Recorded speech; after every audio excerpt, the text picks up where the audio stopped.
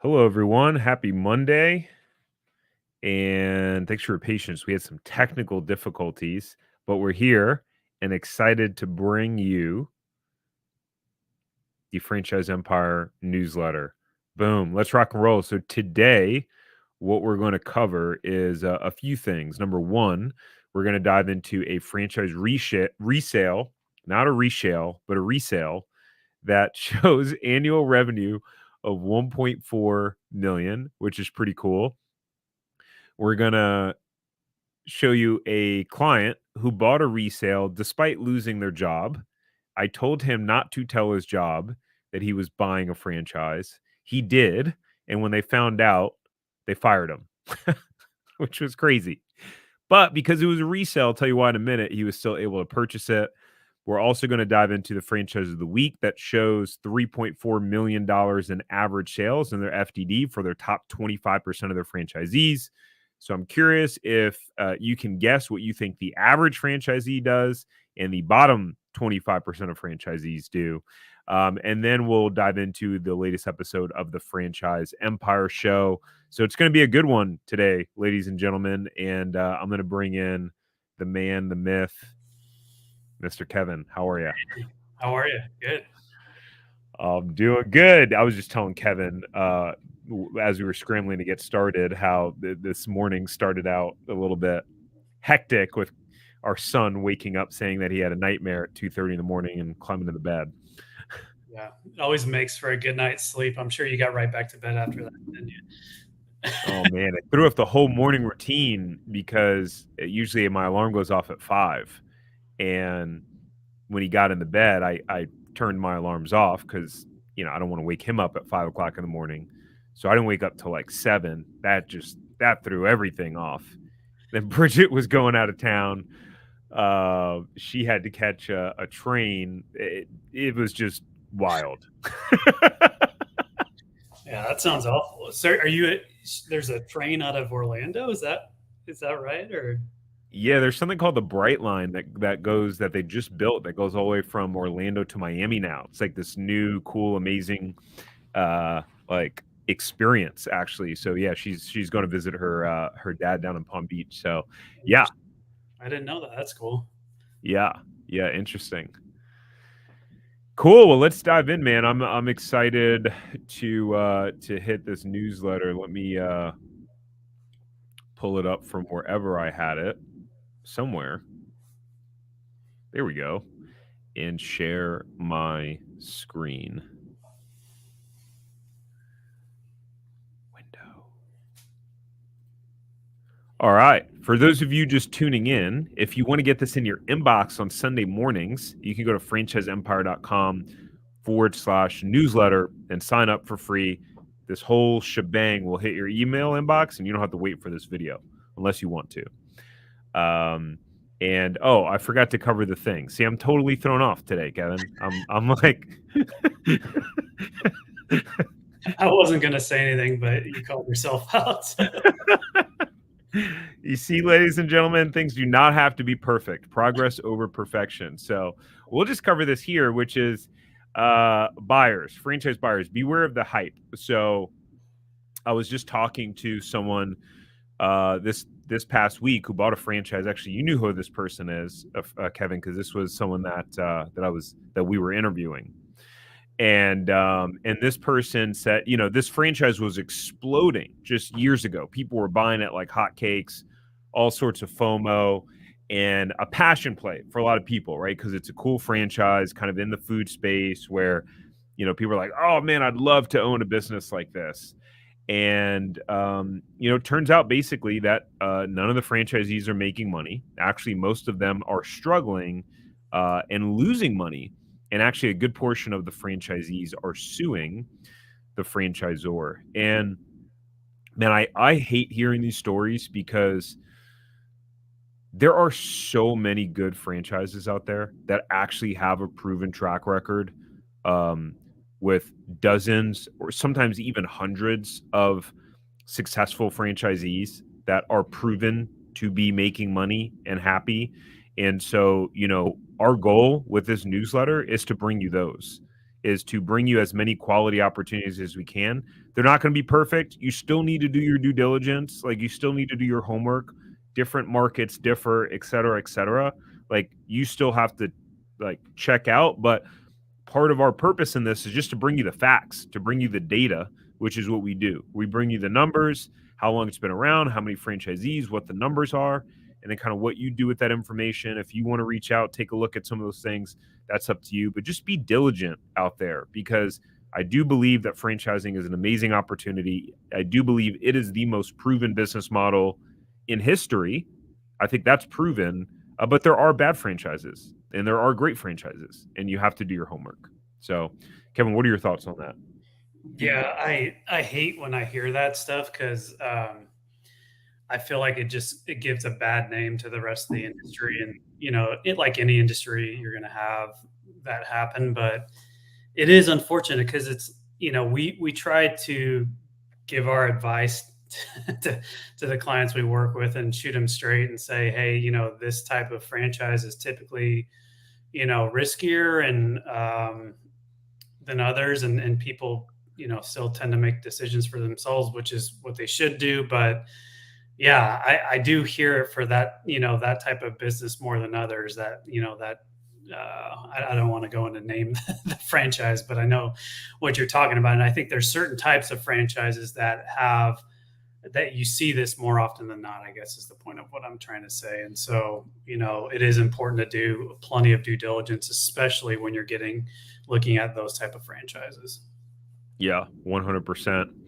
Hey, as you guys are watching, let us know if you're watching the replay. Just let us know, replay, tuning in from what city and state. Always curious where you guys are watching from. But yeah, Kevin, take us into this first this resale that we have.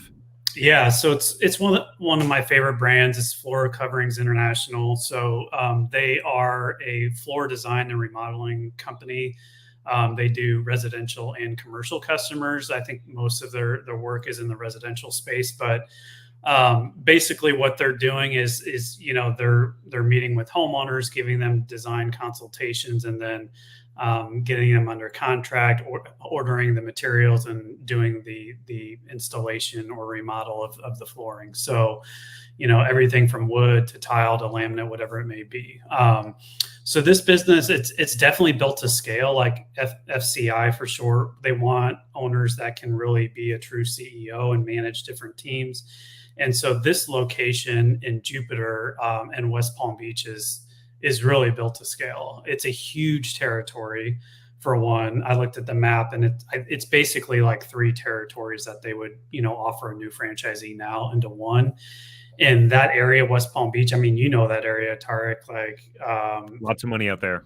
lots of money. So, this one has been around since 2010, asking price of just under 700,000. So again, seemingly making a pretty good seller discretionary earning already. And they had last year sales of 1.4 million. So when you look at like the average for their top 50%, I believe for Floor Coverings International, I think it's below the average. So, seemingly good opportunity, but still a lot of room to grow. So this one, they also have 3 vehicles included in the sale that are like the mobile showroom. So they're vans that have all the different product samples that you go to the homeowner or the customer, and you show them the samples and give them a consultation. So what's nice is you don't need like a nice showroom. You just have an office space in a warehouse where you meet with your team, you store some equipment and materials and things like that. It's nothing customer facing. So they do have 1 full-time design associate, a lead setter, and then they use subcontractors right now. My talking to FCI, my assumption is that there's opportunity to really grow via spending some more money on marketing and then adding another design associate pretty quickly. So 50% of their business now is repeat or referral business, which is great. But from what I understand, there's probably an opportunity to invest some more into marketing in that area to generate some more leads. So, this is one, again, if you're interested in a service-based opportunity that's in a really good franchise system as a whole, this is a pretty profitable opportunity that's, even has more potential than what it's doing today. So yeah, I like this one quite a bit. I'd be curious to get your take on this area. I don't know it as well as you do. Yeah, Jupiter and West Palm. West Palm is like not quite as wealthy as regular Palm Beach, but I mean, just overall, there's a lot of money in that area. So definitely like an affluent market. A lot of snowbirds down there. A lot of people down in kind of the Jupiter, Palm Beach area are folks that have multiple homes, and they're just down, in the winter time. And yeah, I just think overall it's a solid market. And you and I have had this conversation a bunch of times on here specifically, which is guys, like, people aren't really prone to selling their house right now because of where the market is and not wanting to get out of their low interest rate loans. So lots of people are looking to do upgrades, like, now that they're probably staying for a couple more years. So I think flooring's one of those things where you're probably only going to do it if you are going to stay. And not only, but I think it sounds like a solid opportunity. I know that their numbers, look attractive overall in their FTD, and they've been, they've been around. They've been around as long as your boy's been alive. Yeah. 1988. Yeah. Well, I'm a little bit older than them, but that's when you were. When he says a little, he means. I think Kevin's got like 5 years on me. So anyways, cool. So for those of you who are interested in this specific resale, or you just want to see what resales are available in your area, you can go to franchiseempire.com/resales. You'll either be able to talk directly with Kevin or Krista and have just kind of a quick conversation so we can kind of gauge what's available in your area, what your goals are, etc. And yeah.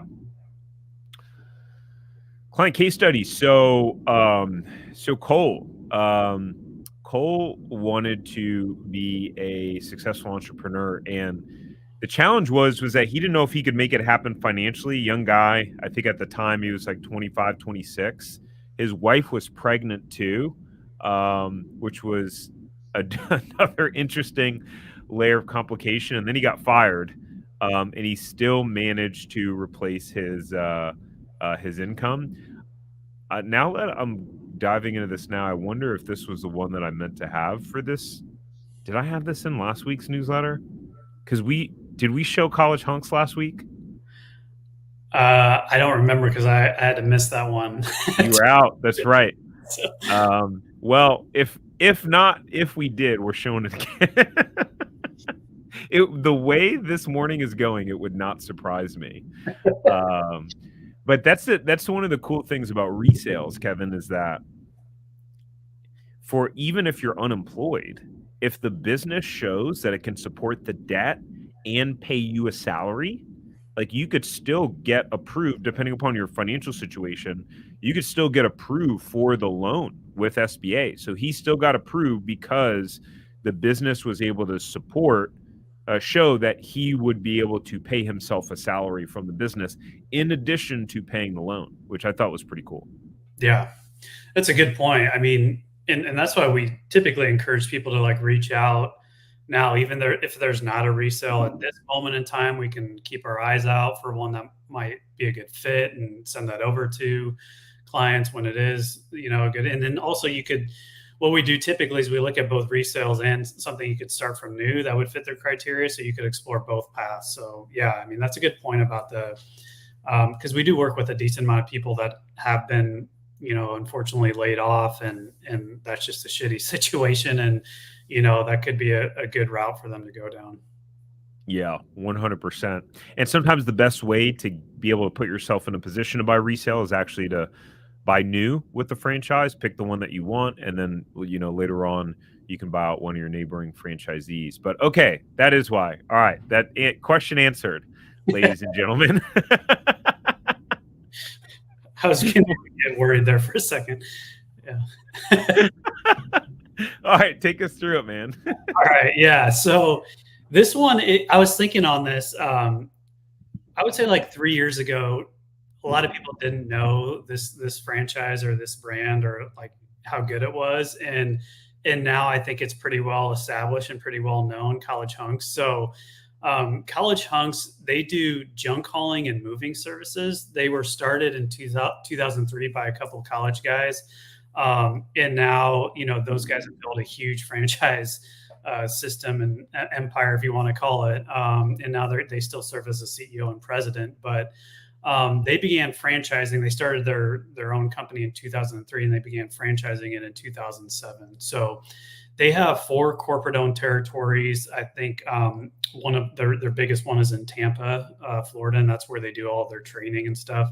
But they have close to 200 franchise units now. So, like I mentioned, they're pretty well established. Still room for growth, but it is a little bit rarer in bigger like metro areas to find open territories for College Hunks because they've grown pretty quickly. But essentially, what they do is they have 2 verticals. One is moving services for people that are moving inner city, and then 2 is junk hauling services. So you can start with both. So you could start having 1 truck dedicated to both of those services. You could just choose to do one at a time and then add on the second one. So I think most people decide to do both at the same time.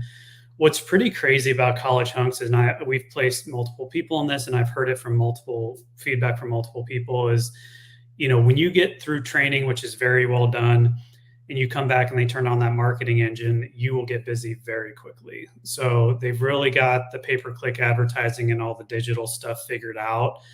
They know how to enter a new market and enter it quickly. And they know how to get their franchise owners busy. So a lot of people think of this and like, oh, that's a simple service. Well, on the surface, it looks simple, but I think it's a pretty complex business to run actually, because it's a lot of logistics and making sure you're operationally efficient, managing a decent sized team, because you're going to get busy quick. And then, as you get in certain backlog in either one of those verticals, you need to order a new truck and hire a new crew and train them out. So it's very much a logistics and operations business. It's great for people that are good at doing that type of business and managing others. And also people that maybe don't want to do a lot of sales. It's not really sales heavy, like traditional, like thinking of sales is not that type of business. So, and then if you look at the FTD, if we scroll down here, the numbers are pretty strong. They go into, let's see. Yeah, so they go into their corporate-owned stores, which you can look at for a nice, and then they have franchise-owned stores. So this is 2022 numbers. So single territory stores are averaging right at $1 million in gross sales, and then multi-territory stores it jumps up to 2.28 million.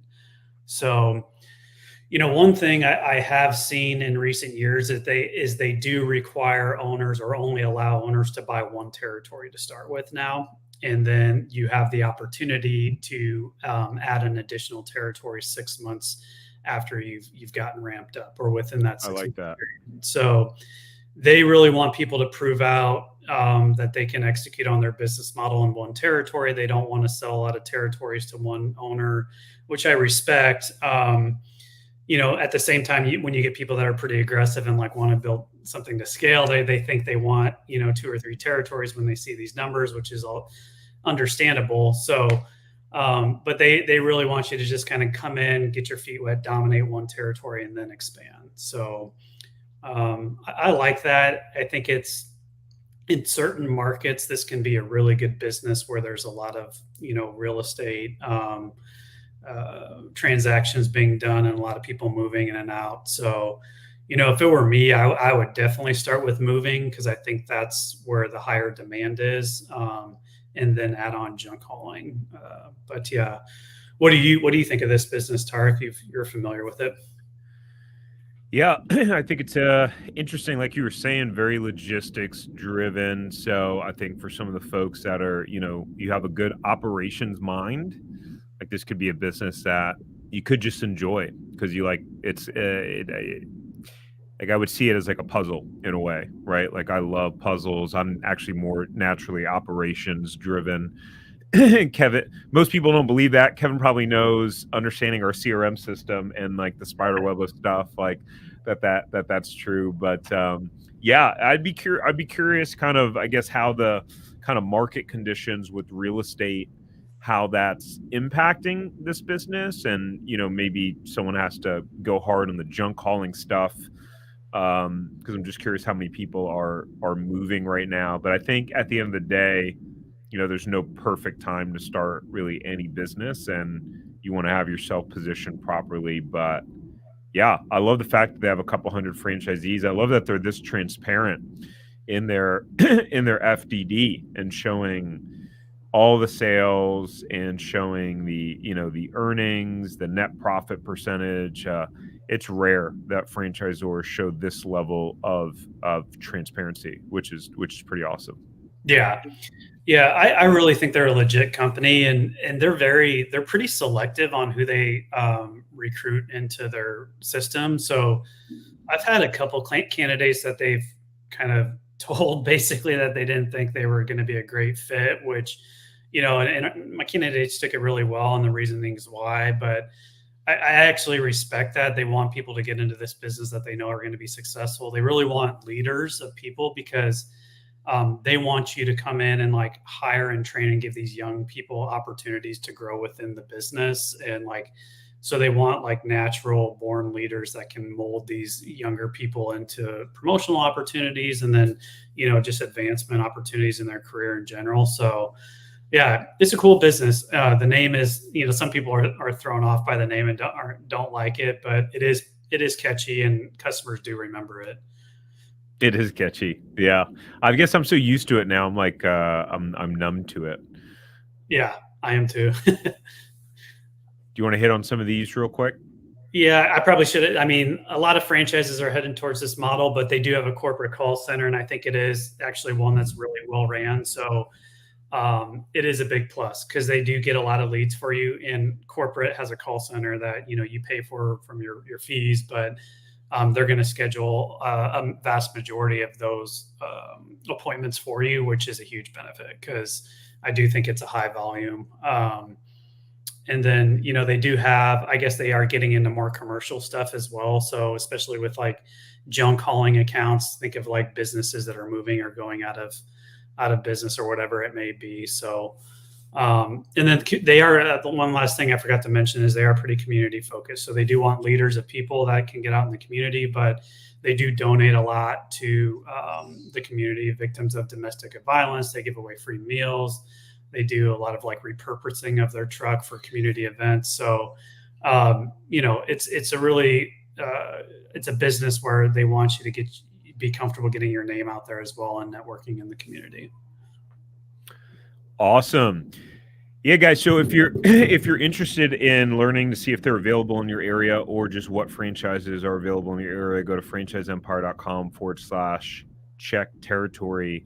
I think there's a lot of people out there right now marketing franchise opportunities, and lots of franchise brokers, consultants, coaches, whatever they want to call themselves. And outside of the fact that, in terms of what makes us different, because some people ask us, the fact that we continue to work with you after you sign your franchise agreement. But there's a lot of promotion of a lot of the new franchisors and emerging franchisors now. And I think one of the things that, I really enjoy about us and Kevin and the team is that, number one, we like to always look for resales and see what's available there for you guys.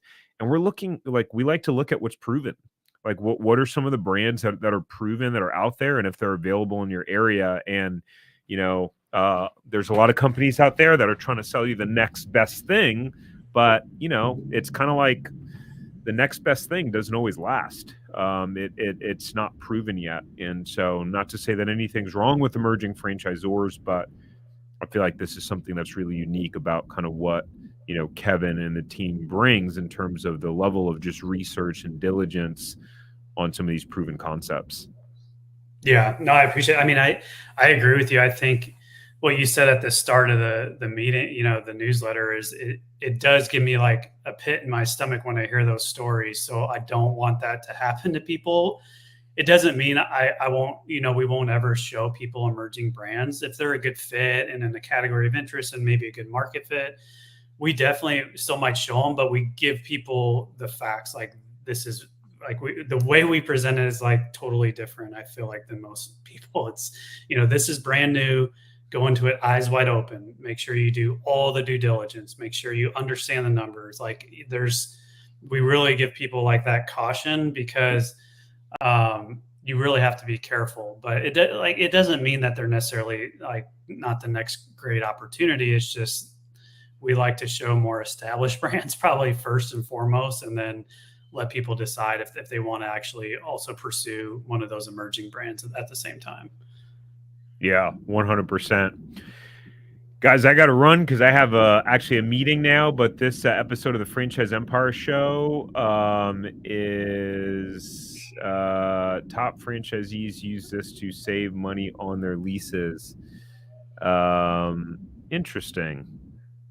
We have the wrong title here, Rahman. It's on how to franchise your business, ladies and gentlemen. So you can go look up the Franchise Empire Show on YouTube, and it's this last episode was about how to franchise your business, and if you have a business that you think should be franchised. So go check that out.